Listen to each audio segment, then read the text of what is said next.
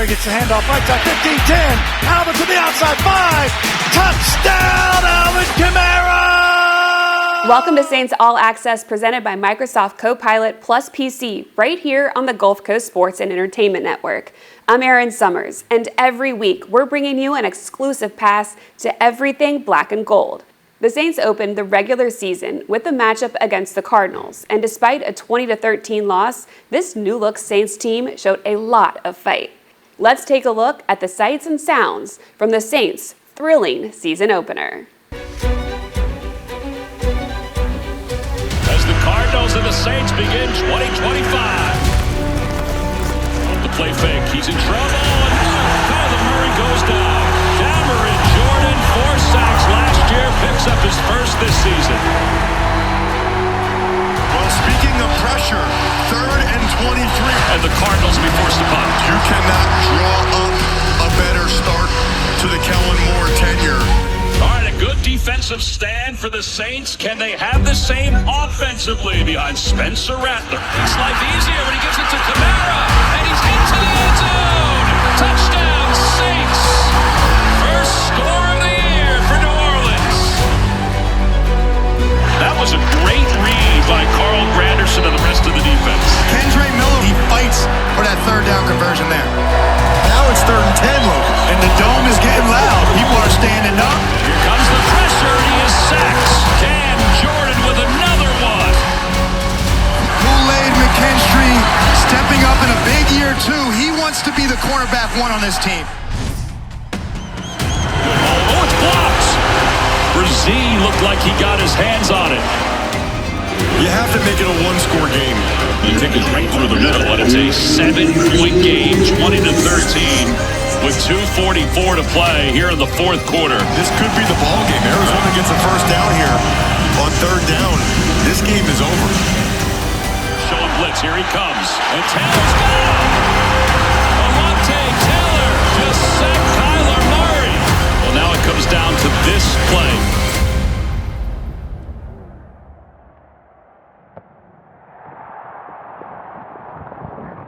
It is incomplete. The ball game is over, and the Cardinals hang on and win it by a final score of 20-13.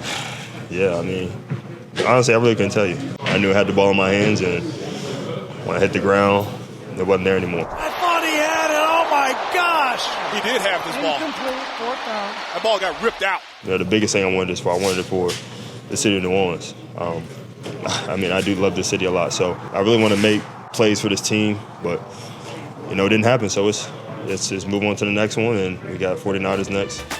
We're joined now by Saints edge coach Jay Rodgers.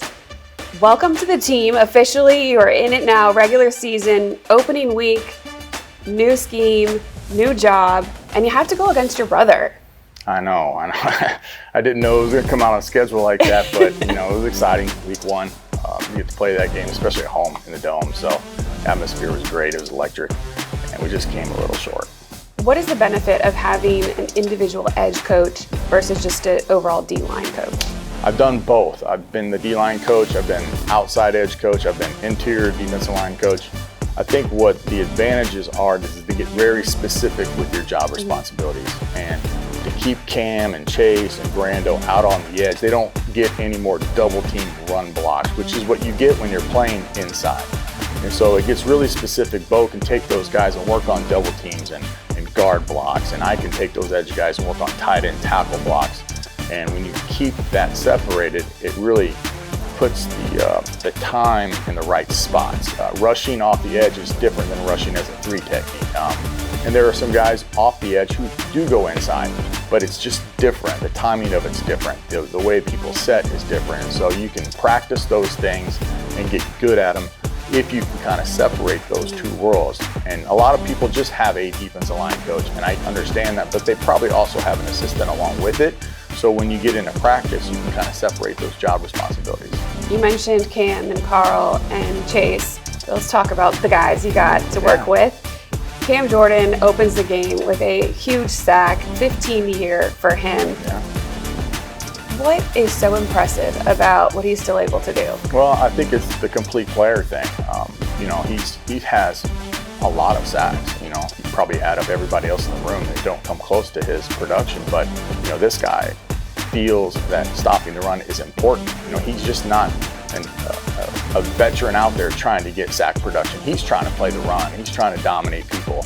And that's what's impressive is him being able to play both the run and the pass at a high level at the amount of years he's played. And he's been very durable. So, he's got a lot of work and a lot of good play in his career. 5 sacks against the Cardinals. Was it schemed up that way because of something you saw Arizona doing, or can we expect that every week? Well, each week takes a life of its own. I think a lot of it has to do with the effort of the guys. Cam took a tip, got a sack on one of them. Grando and Cam both had a half a sack. They beat their guy. Alante had a nice little sack, and we went into that game knowing he would spin out to his left, and he executed his sack. And then there was a couple, rally to the quarterback opportunities that we had on defense. So, we're going to push every week to find matchups that we like, try to put our best guys on guys we feel like they can win, and then put together some scheme where we feel like we can win as well. How much does the responsibility change for the defensive ends against a mobile quarterback? I think there's a lot of awareness that has to take place. You got to know what their tendencies are. Do they like to scramble to the left? Do they like to scramble to the right? They go up the middle.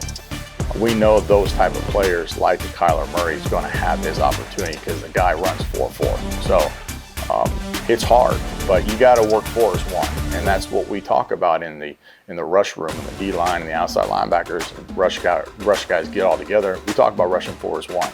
So one guy may get a guy off the spot, but we need another guy to come in and make the play. And if we can continue to do that, then you'll see production. If we're out there just rushing by ourselves and not as a team, then you'll see leaky yardage by the quarterback.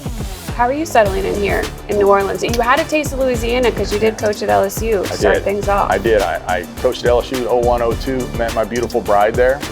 So she's from the New Orleans area. So this is not a new thing for me, but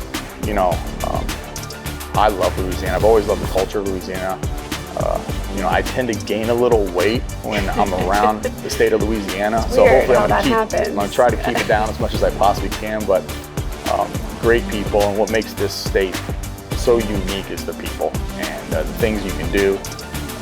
And we've enjoyed it a lot. Yeah, it was great talking to you. Thank you so much for the insight on the Cardinals game, what we can expect this upcoming season. On the other side of this break, we are going to hear from the players, head coach Kellen Moore, about this opening week game against the Cardinals, and we're going to break down one of the big plays in our expert analysis with our senior Saints writer, John DeShazier. Stay with us right here on Saints All Access on the Gulf Coast Sports and Entertainment Network. Welcome back to Saints All Access right here on the Gulf Coast Sports and Entertainment Network. Week 1 is in the books, and after a thrilling game, the emotions were real and the message is clear. Let's hear from head coach Kellen Moore and the players after Week 1. There's no game I feel like we're ever out of. I feel like we can win any game, and I feel like our best is good enough. And you've seen that when we were playing at a high level, we were getting the stops we needed to make, and we were moving the ball when we needed to on offense. I'm trying to average like 3 or 4 sacks on the D-line, across the D-line a game, and we'll be in a great place in the long run. But at the same time, we tighten up the bolts on the run and do what we need to do. We can help our offense out and get the ball back to them because they started clicking towards the end. It was a really well executed drive. Thought we, took completions when they were there and moved the ball at an elite level on that last drive. We've been in that situation, I feel like, so much. We're very comfortable doing that tempo at the end. Game of inches, The type of person that Spence is, like, you wouldn't think that, this is just his second year playing. Like, he walks into those situations and he just attacks them. We got a lot of work to do. That's the beauty of this thing. There's a lot of work coming forward to us, and we'll move the page and get ready for San Francisco here shortly. The Saints earned their first touchdown of the season on a signature move from running back Alvin Kamara. It was an 18-yard touchdown run. But how did he move with such precision, find the seam, and get pay dirt? Let's hear from John DeShazier in this week's Expert Analysis.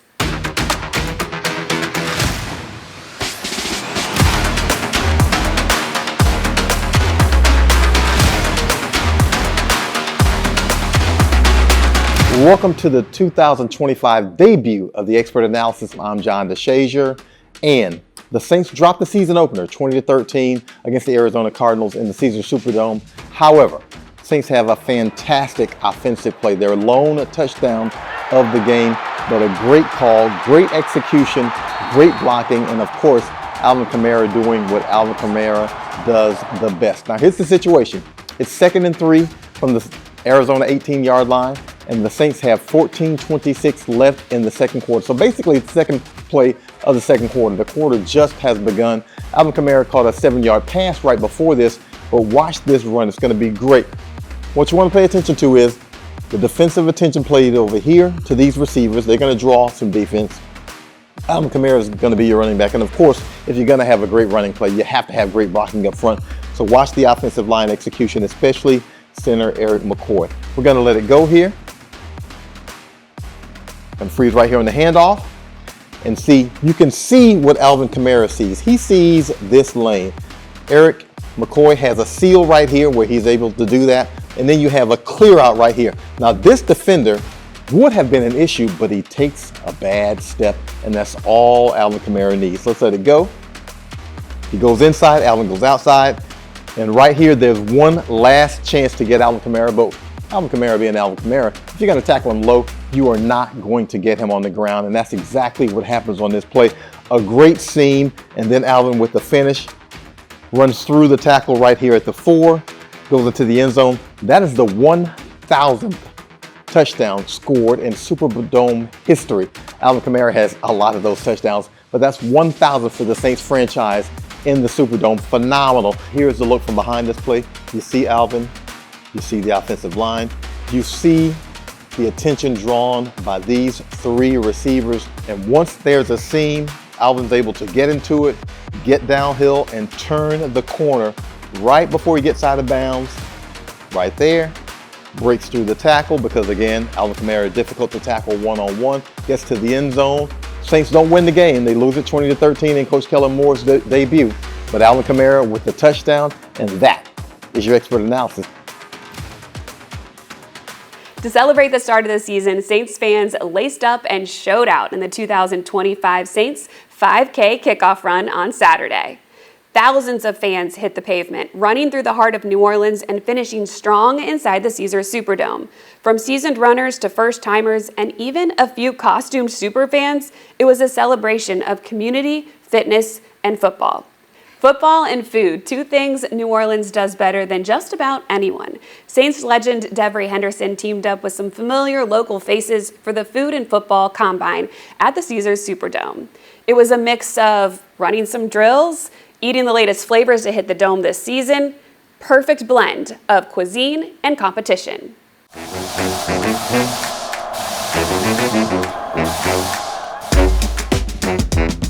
Hey, what's going on, Saints fans? Theo Mitchell here. We're coming to you from the 2025 Food and Football Combine. Now today, we have a special group of hardcore Saints fans.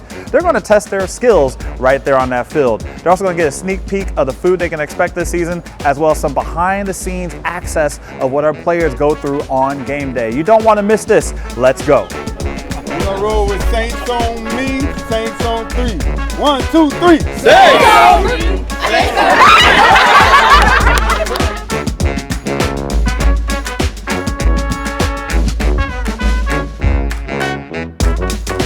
It's been a great time. This is like our favorite event of the entire kickoff to Saints season. It's so competitive, but it's also so fun to get a real life experience of being on the field in the dome. Not many people can get to say they're standing right here.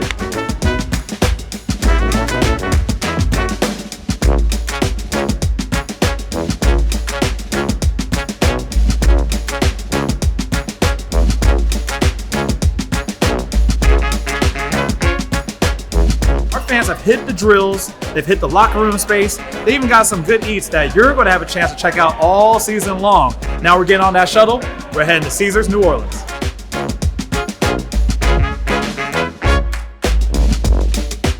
Man, this is my 2nd year participating in the Food and Football Combine. It was so much fun. Not only do you get on the field to do some really cool events, but you also get a tour of the stadium. We got to try everything, man. The shrimp, the kosher and delayed po' boys. So it was really cool, again, going through the entire day, football, food, and friends.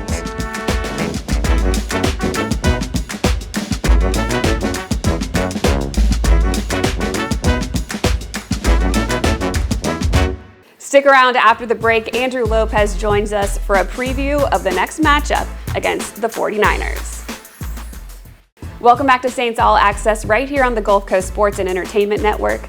After nearly pulling off the victory in Week 1, the Saints are going to need the right mix of execution, discipline, and a little creativity to beat the San Francisco 49ers in Week 2.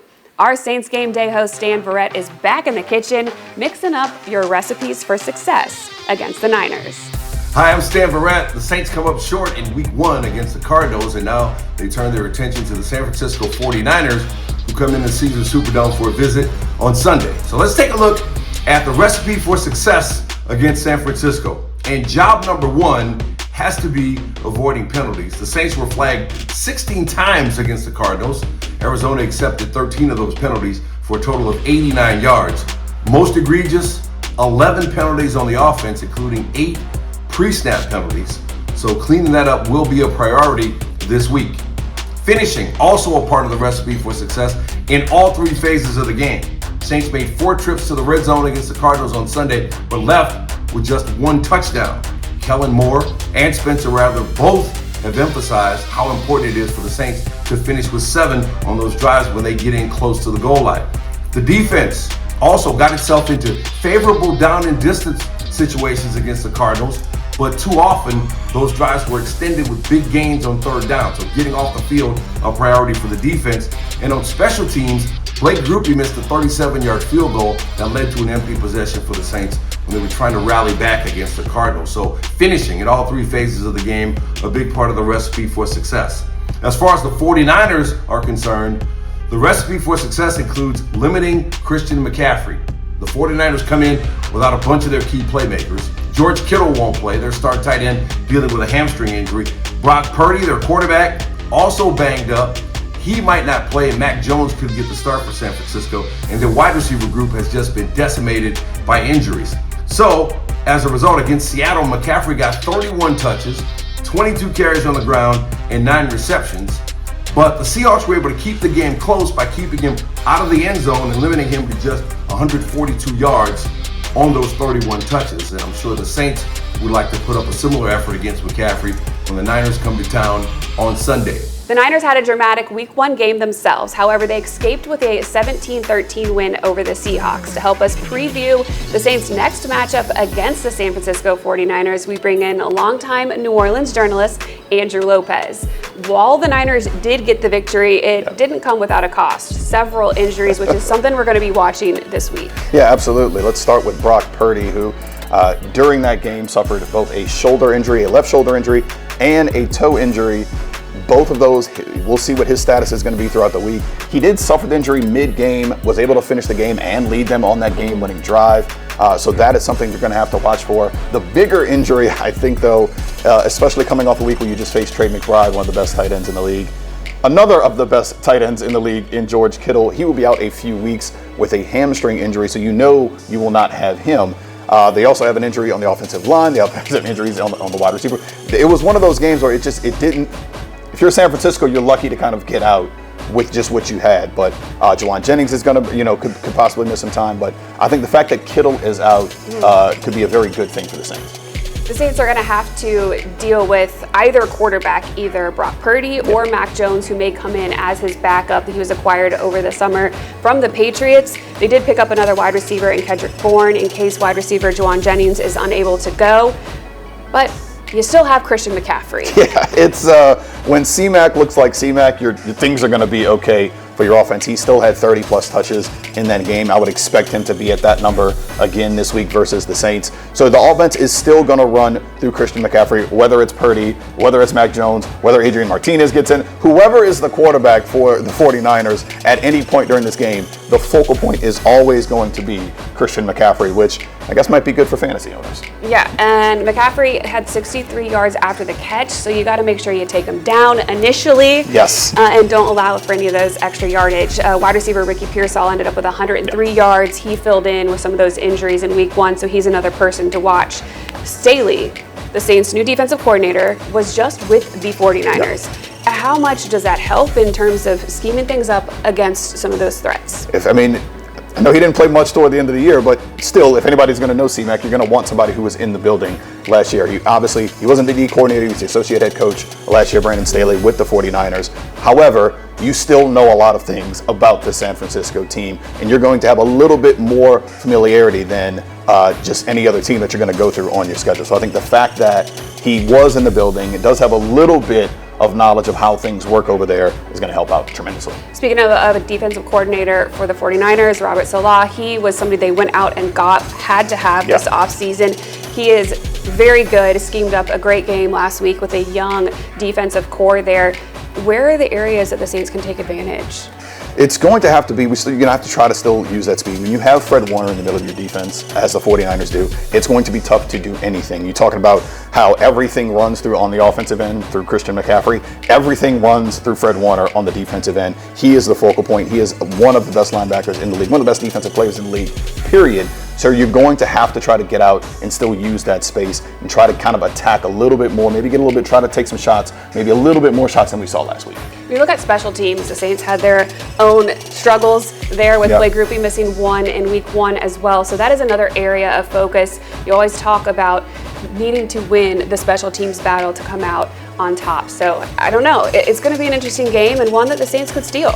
It is one shaping up that the Saints could, things are kind of breaking the right way for them this week. It's shaping up to be another fun weekend in the Superdome as the Saints take on the San Francisco 49ers. That wraps up this edition of Saints All Access presented by Microsoft Copilot Plus PC. Thanks so much for joining us, and you can stay tuned all week on NewOrleansSaints.com for anything else you need leading up to that matchup in the Dome. For Andrew Lopez, I'm Erin Summers. Thanks for joining us on Saints All Access right here on the Gulf Coast Sports and Entertainment Network.